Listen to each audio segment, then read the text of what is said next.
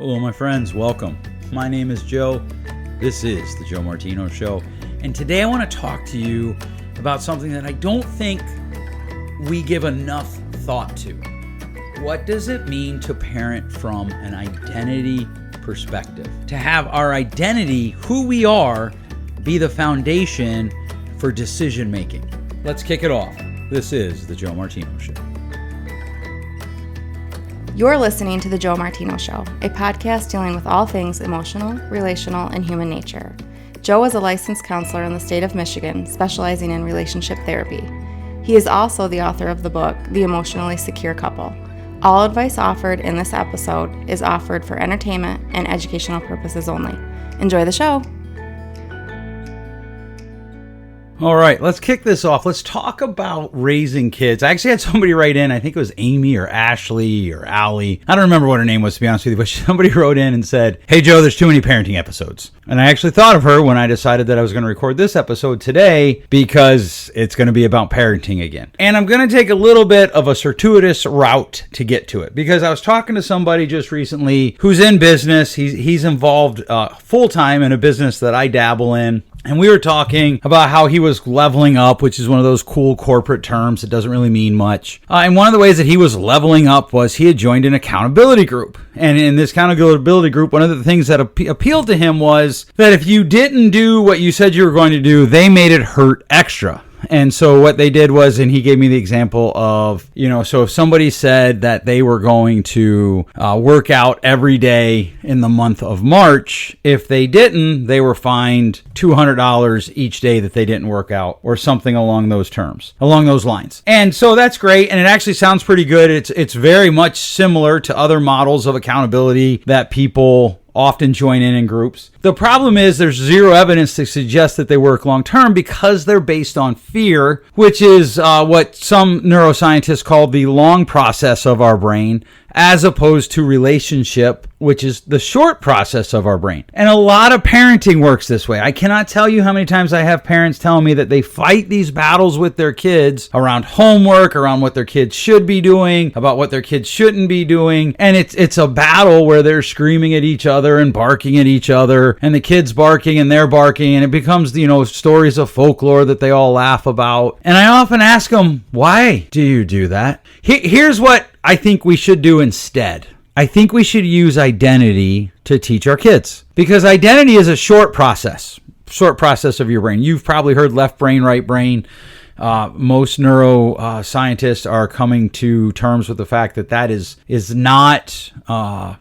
not a good way to think about your brain, that they actually work in conjunction far more than the two hemispheres than we were told, and that we should think more in fast process and short process. I'm probably on my 5th or 6th book just in 2023 on this research and how it's working. And one of the things that all of the books that I'm reading on it talk about is identity is what causes people to dig in and move forward. Identity, not fear, identity.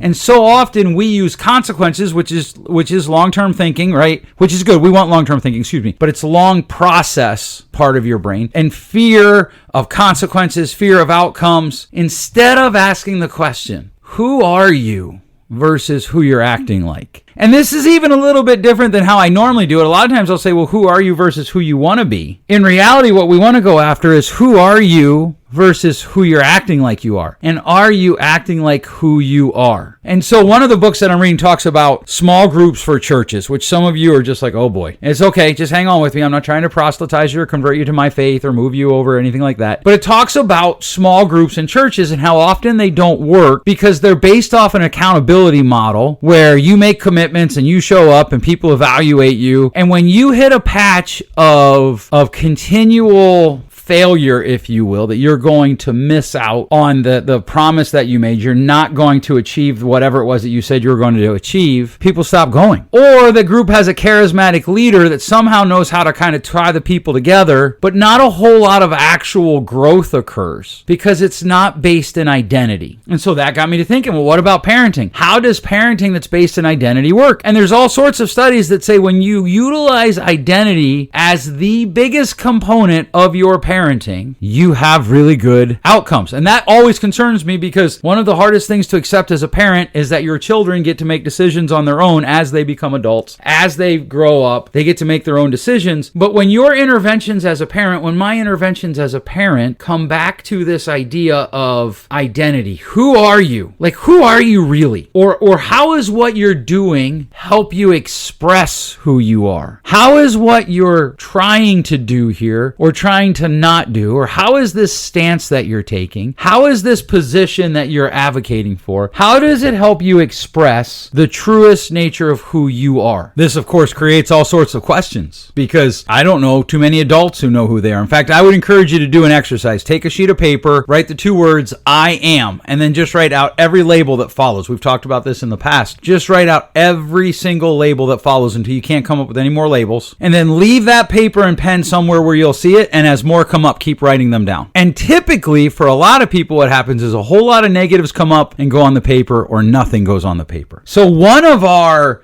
mandates as a parent is to teach our children who they are. Who are they individually? And yes, who are they inside the system of your family? We're starving for identity in our society. This is why sports are so popular, because you can wear a Yankees hat and you're part of Yankees Nation. You can wear a Red Sox hat and you're part of Red Sox Nation. You're a Lakers fan, or you're a State fan, or you're a U of M fan. Go Blue, hail. And we have codes, and we have lingo, and we have all of these things that bring identity to us. And it appeals, right? Wear your flag was a advertising slogan for a hat company for years. Well, what do flags, typically throughout the history of mankind, what do flags signify? They signify identity. Who are you in identity? That's what they signify.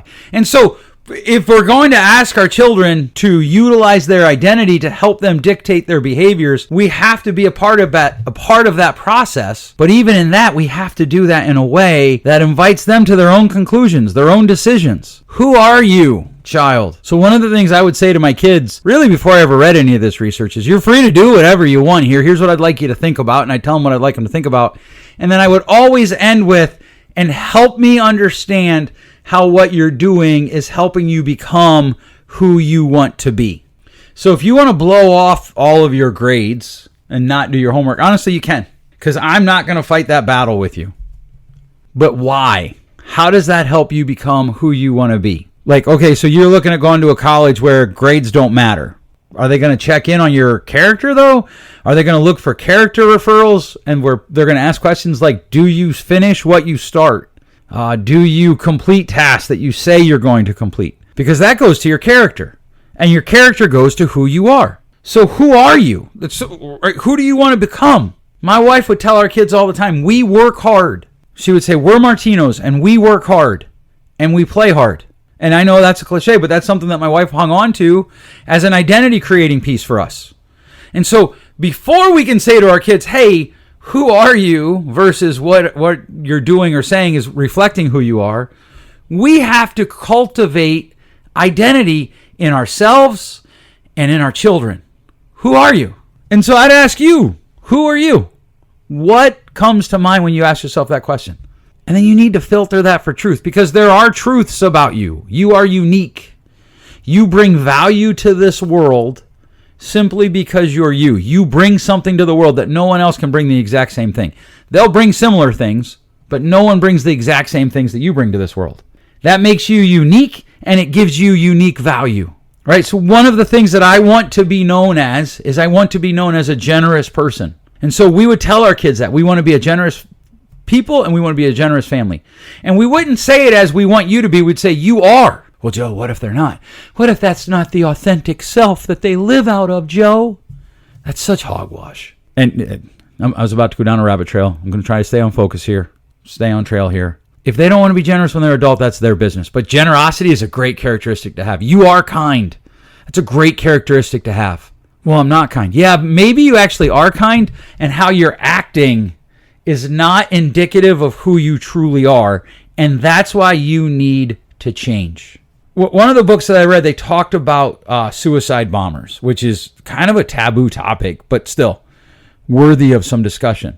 And one of the things that scientists believe drives the suicide bomber, which, by the way, according to Nicholas Taleb, actually didn't start where you probably think it started. It probably started on the other side of the aisle in religion.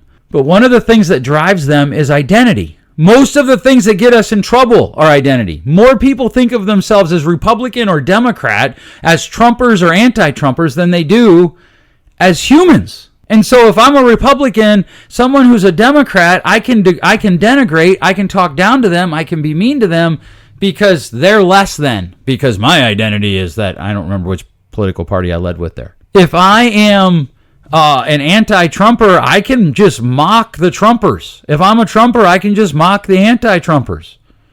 And no, I'm not mocking them by using that term Trumper. I'm just using something that is easily understood. Who are you? This becomes a great mechanism, first of all, for ourselves. Who are you? What is your identity? What's the identity that you're cultivating? So one of the things about small groups, because I'm very interested in those, one of the things about small groups that they have found is that identity-based groups almost always have better long-term outcomes than accountability-based groups. In other words, nobody's there to critique what you did or didn't do over the last week or 2 weeks. They're there to hear how you did, validate your feelings, and help you move towards a healthier posture. And a healthier posture is always a posture that is in more alignment with who you are, who you really are, right? And we've known this to be true for athletes for decades ago. I mean, because I haven't coached in a long time. And when I was coaching, the research was overwhelming then. When you talk to athletes, you talk to them about who they are. So if I coach baseball and a guy strikes out, walks into the dugout, you give him a pat on the back and you say, hey, you know what? No big deal. That isn't who you are. You're not the guy who chases strike three. One time I said that to a kid, and one of the other kids said to me, Coach, he's chased strike three the last 5 times. Yep. He sure has. But we don't always live congruently with who we really are. But the however many times before those 5, he didn't chase strike 3. He let it go by for a ball and end up walking. People who don't know anything about baseball are like, what is this man talking about? Who are you? Who are your kids? Because one of the problems with the punishment-based model of parenting is we start telling our kids, you're bad and I'm angry. Like, just think about that sentence. I'm angry. Well, hi, angry. I'm Joe. Ha ha ha. That's a dad joke. It's also really bad grammar to motivate anybody to change or move. Who are you? Well, you're angry, evidently, so it's okay to be angry. It's okay to act out of that anger because I'm angry. If you want to facilitate change in your own life and the life of your children, speak to the truth of who you are. Speak to the truth of who they are. This is one of the great dangers of identifying with your greatest hurt that I talked about a couple weeks ago. Because if you identify with your hurt, you limit yourself to who you are. In fact, we can back that out a little bit. What you tell yourself you are the most is what you will become. And so the more you tell yourself, well, I'm this hurt, or I'm that hurt, or this happened to me, or that happened to me, and that defines me, that's what you'll become. And this is the danger in punishment-based parenting. You start to talk to your kid about what they're not, or worse, and I've seen this too often, what's wrong with you? Right? We go down that road. What are you doing? Blah, blah, blah, blah, blah, blah, blah. And what happens is we fail to speak truth. Think about CrossFit. Like, I don't do CrossFit. To be honest with you, I think the CrossFit culture is a fascinating culture that I'd love to study sometime. But what does CrossFit culture do? It gives everybody who's there an identity. They do CrossFit and they do it together, right? They take pictures together. They cheer for each other. And one of the most fascinating things about parenting, and I ask parents this all the time, do your kids see joy on your face when they see you looking at them? That's really difficult for them to see if you're allowed to yell, if you're allowed to scream, if you're allowed to have the I just got kicked in the private parts face because they did something you don't want them to do. And yet, again, more and more research is coming out. The thing that drives people to change is identity and a communal feeling of joy. That's what causes people to move forward. In a few minutes, I'm going to go to a meeting about technology and sex and kids. And I imagine that I'm going to be the only one there who's like, give the kid the devices. If you're a longtime listener, you know that should not come as a shock to you. And teach them who they are and what their identity does and how it interacts with devices, how it interacts with technology. You see, identity is the basis of everything we're doing. So your parenting has to spend more time on that. In my opinion, your parenting has to spend more time on identity than anything else. And you should exhibit joy when your kids see you parent, period. Well, Joe, parenting isn't always fun. I agree. But I'm talking about what is the expression on your face the majority of the time that you're interacting with your kids. If it's not joy, and I mean this sincerely, please go get some professional help with counseling. Maybe your system needs an overhaul. Maybe you need an overhaul and a perspective change. Maybe your kids need an overhaul. Maybe everybody needs an overhaul. But if it's not joy, you're losing out on some of the best possible years of your life, but you're losing out on your ability, your responsibility, and ability to shape your kids' identity and future in a way that is redemptive, that brings something to society. And I'm not talking about accomplishments. Sometimes when I talk to parents, they're like, well, I beat my kids when necessary. Their words, not mine. And they're all scholars and they name these really prestigious schools. Sweet. That is not what I'm talking about when it talks about bringing something to society. In fact, my kids aren't at a very prestigious school, but they're at a school and they're all leaders. They're all bringing stuff to the table, and I never beat my kids. So we're 1 for 1. Now, if we're talking about, hey, let's talk about identity. Let's talk about what identity is, right? Because identity gives us the boundaries for how we operate, for what we move from. Identity is what drives us to make decisions. So when we're talking about safety, I'm going to do an episode later on safetyisms and how they're just disrupting growth of people in America. But when you're talking about safety, when you're talking about, do we go to church? Do we not go to church? Do we help people? Do we not help people? What do we do when there's somebody at the intersection wanting a handout? What do we do when our neighbor needs help? What do we do when somebody's annoying us? What do we do? What do we do? What do we do? What do we do? A question that we solve, when I say we, I mean all of us, numerous times throughout the day. What we do is we operate out of our identity. We operate out of who we believe we are. So circling back to the CrossFit. People keep going because they found community, because community celebrates identity. So that comes from another question that I have for parents. Do you have community in your family? Well, of course we have community. No. Yes. And one of the hard things about episodes like this, and certainly one of the hard things about being a counselor and having this conversation, is if the answer is no, who in the world wants to admit that? If the answer is no, my kids don't see joy on my face, and we don't have community in our house, who in the world wants to admit that? No one. No one wants to admit that. And yet, if we can't admit it, we'll never be able to confront it and move forward into growth and change. And so some questions for you. What is the majority of your time spent on when it comes to how you're raising your children? Is it spent on identity? Is it spent on behavior modification? Then this is a whole nother episode. Can I just tell you, the people who openly complain about the parenting and their kids on Facebook, and they're like, hey man, I'm just being real. I'm just putting the real out there. People who talk about loving parenting, they just don't put up the bad stories. Horseshit. And I know I shouldn't swear, but horseshit. You're not just being real. And you know what really chafes my chickens? People who do that and then claim to be Christians. And they just ignore the verse. Do all things, including parenting, without grumbling and complaining. Yeah, but parenting's really hard. Yes,